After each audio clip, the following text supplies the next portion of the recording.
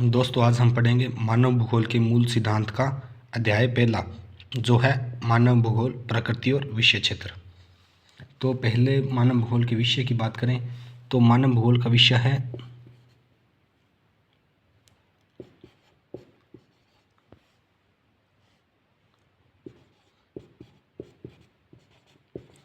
समाकलनात्मक, आनुभाविक। मानव भूगोल के विषय ये और व्यवहारिक, ये इसके विषय हैं। और पृथ्वी के दो घटक बताए हैं।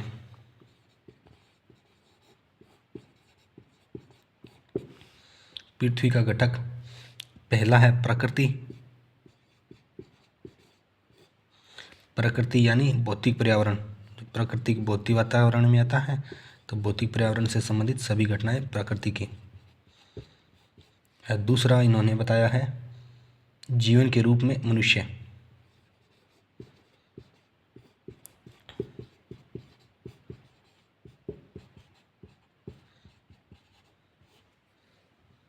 यानी आप इसे कह सकते हो भौतिक या मानवीय, यानी मानव आता है इसमें, तो भौतिक भी कह सकते हैं और मानवीय है, या फिर प्रकृति या जीवन के रूप में मनुष्य। इसके दो घटक हैं। फिर भूगोल में दोस्तों द्वैतवाद आया। द्वैतवाद का पूछें तो भूगोल में द्वैतवाद आया, और द्वैतवाद आने के बाद में इसके नियम बने। अब नियम की बात करते हैं हम, भूगोल के नियम। तो नियम में ना सिद्धांतिकर आया था पहले।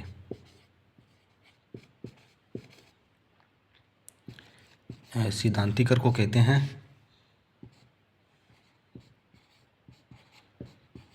नोमोथेटिक, और उसके बाद में आया था विवरणात्मक, जिसे हम कहते हैं भावचित्रात्मक,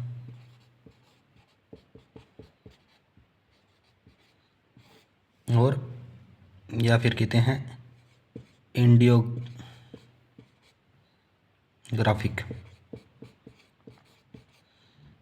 ये इसके भूगोल के नियम होने चाहिए। यानी पहले भूगोल एक विषय क्षेत्र के रूप में समकलनात्मक, आनुभाविक और व्यवहारिक है। इसकी घटक हैं प्रकृति, भौतिक पर्यावरण, या जीवन के रूप में मनुष्य, यानी प्राकृतिक और मानवीय। फिर द्वैतवाद आया और इसके नियम बने।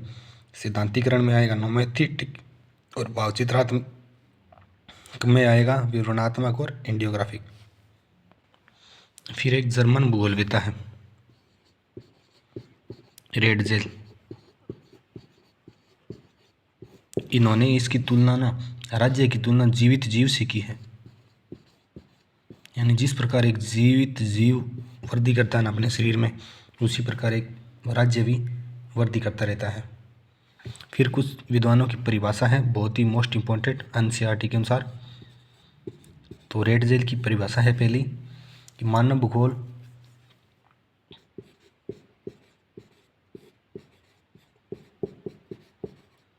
और मानव समाजों, मानव भूगोल मानव समाजों और धरातल के बीच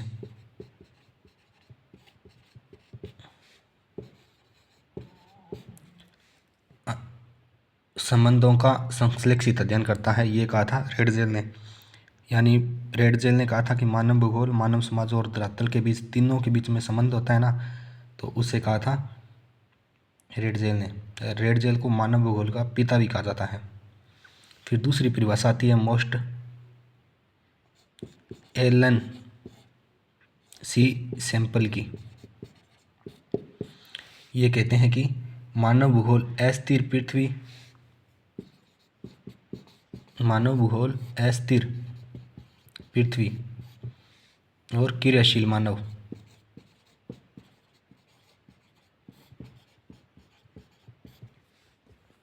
के बीच परिवर्तनशील संबंधों का अध्ययन है। एलन सैंपल कहते हैं कि अस्थिर पृथ्वी और क्रियाशील मानव के बीच परिवर्तन संबंधों का अध्ययन है, ये कहा था LNC सैंपल ने। और फिर आती है परिभाषा एक बहुत ही मोस्ट ब्लांश की, जिसका पूरा नाम है विडाल डी ला ब्लांश, जिन्होंने मानव भूगोल का सिद्धांत 1924 में दिया था। ये कहते हैं कि मानव भूगोल पृथ्वी प्लस मनुष्य के अंतर संबंधों की एक नई संकल्पना है। मनुष्य और पृथ्वी के बीच में अंतर संबंधों की एक नई संकल्पना प्रस्तुत करता है, ये कहा था ब्लांश ने। तीनों परिभाषा रिपीट करते हैं। पहली परिभाषा है रेडजेल की, मानव भूगोल मानव समाजों और धरातल के बीच संबंधों का संश्लेषित अध्ययन है। फिर एलन सैंपल ने कहा था कि मानव भूगोल अस्थिर पृथ्वी और क्रियाशील मानव के बीच परिवर्तनशील संबंधों का अध्ययन है। और फिर कहा था ब्लांश ने कि मानव भूगोल पृथ्वी और मनुष्य के अंतर संबंधों का एक नई संकल्पना का अध्ययन है। फिर आगे वाले पेज पे एक शब्द आता है संभववाद।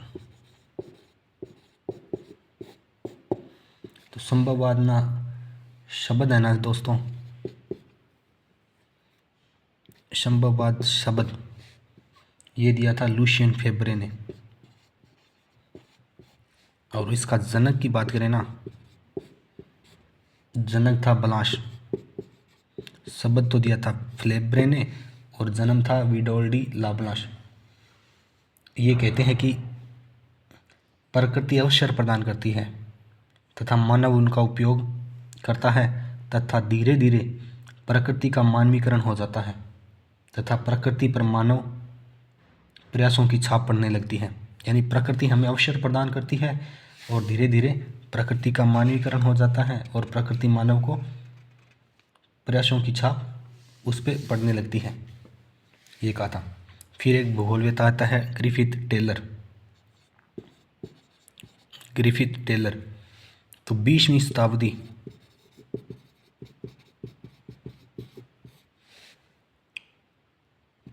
शताब्दी का भूगोल अगर पुस्तक है ना, वो दोस्तों है ग्रिफिथ टेलर की।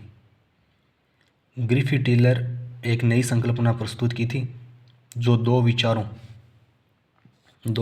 पे पर्यावरणीय निश्चयवाद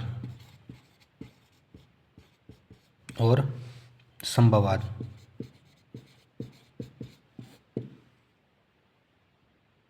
पर्यावरणीय निश्चयवाद और संभववाद के बीच मार्ग, इन दोनों के बीच में मार्ग को परिलक्षित करती है। उन्होंने इसे नवनिश्चयवाद कहा था। इन दोनों के बीच में संबंधों को अध्ययन को उन्होंने नवनिश्चयवाद का नाम दिया था। वो थे ग्रिफिथ टेलर, 20वीं शताब्दी का भूगोल जिन्होंने लिखा था। और इन्होंने ना इसे निश्चयवाद के साथ साथ रुको और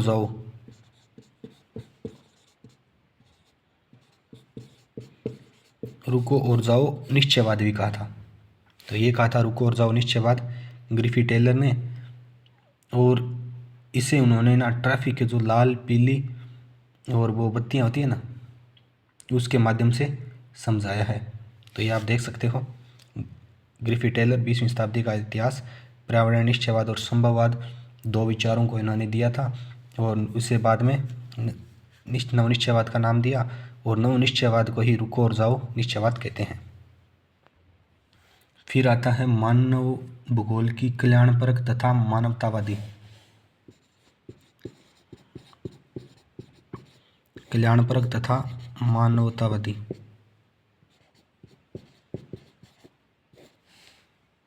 विचारधारा के संबंध में लोगों की सामाजिक कल्याण के विभिन्न पक्ष में कौन कौन से आते हैं? आवास आता है, स्वास्थ्य आता है, ये आपको याद रखना है, बहुत ज़रूरी, और शिक्षा।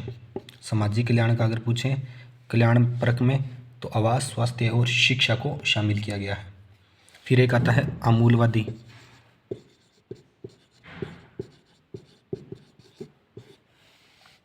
आमूलवादी को कहते हैं रेडिकल।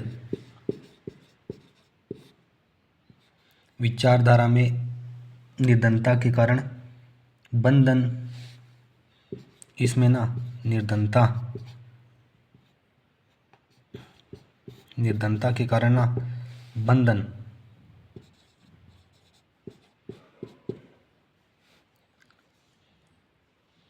और सामाजिक असमानता की व्याख्या के लिए मार्क्स का सिद्धांत का उपयोग किया गया है। सामाजिक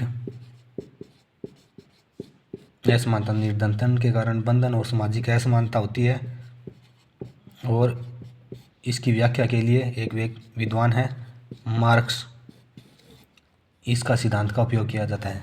तीसरा होता है कल्याणपरक, के बाद में अमूलवादी और फिर व्यवहारवादी।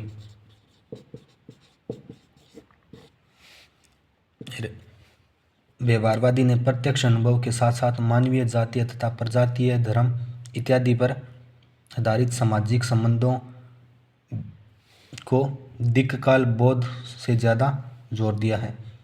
इसे प्रत्यक्ष अनुभव के साथ साथ जातीयता, प्रत्यक्ष और जातीयता, प्रजाति,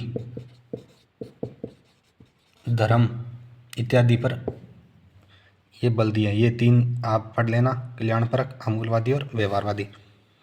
फिर दोस्तों बुक में एक परिभाषा है, एक सारणी है, ये सारणी आप जरूर देख लेना, स्क्रीन पे आपको दिख रही है। आरंभिक उपनिवेश युग का है अन्वेषण और वितरण, उत्तर उपनिवेश का है प्रादेशिक, 1930 का दशक है क्षेत्रीय विभेदन, 1950 और 60 के दशकांतर स्थानीय संगठन, और 1970 का है मानवतावादी, अमूलवादी और व्यवहारवादी, और 1990 का दशक है भूगोल में उत्तर आधुनिकवाद। ये जरूर देख लेना आप सारणी। फिर एक क्वेश्चन इसमें से पूछा जाता है, इसमें पूछा जाता है कि मानव भूगोल के क्षेत्र, यहाँ पे दिया जाएगा सामाजिक भूगोल, इसके 3 दे देंगे, नीचे वाले का दे देंगे। तो आपको याद रखना सबसे पहले तो नगरीय भूगोल, इसमें एक ही है। नगरीय भूगोल में नगरीय अध्ययन और उसका नियोजन, यानी नगरों का ही होगा। फिर जनसंख्या का आपको याद रखना है, इसमें भी एक है, यानी जननांकिकी, जनसंख्या में एक ही आएगा, जननांकी। फिर आवास का आपको याद रखना है, नगर और ग्रामीण नियोजन में जो जनसंख्या होती है उसे आवास। फिर ये 2 आपको बहुत ज़रूरी से याद रखने हैं अलग से, सामाजिक भूगोल के अंदर कौन कौन से उपक्षेत्र आते हैं, इसमें उपक्षेत्र पूछते हैं या उनके ये भी पूछ लेते हैं, या इनको आप श्रेणी में मिलाने वाला पूछते हैं।